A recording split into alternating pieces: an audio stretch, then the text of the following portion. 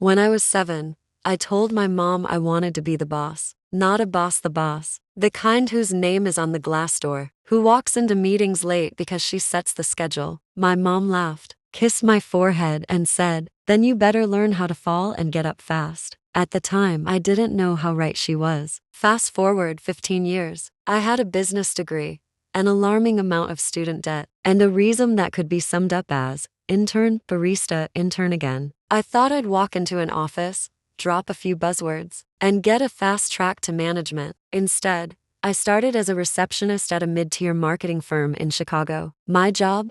Answer phones, order lunch, smile. I hated it. I was surrounded by people who looked important. I sat in meetings as a note taker, watching executives pitch ideas that I knew I could improve, but I wasn't allowed to speak. So I stayed late and worked on my own proposals. I sent one to my manager once. He didn't even respond. My first big mistake came when I tried to impress the VP by rewriting a client deck over the weekend without being asked. I emailed it directly to her, thinking she'd be amazed. Instead, she called it inappropriate and a breach of process. I cried in a supply closet, twice, but I didn't quit. Instead, I listened more. I paid attention to how people pitched, how they navigated office politics. I asked smart questions at the right times. Eventually, my manager started forwarding my notes to others. Then, one day, I was asked to actually speak in a meeting. I killed it. Then came the real climb. I moved into project management. I made more mistakes, missed deadlines,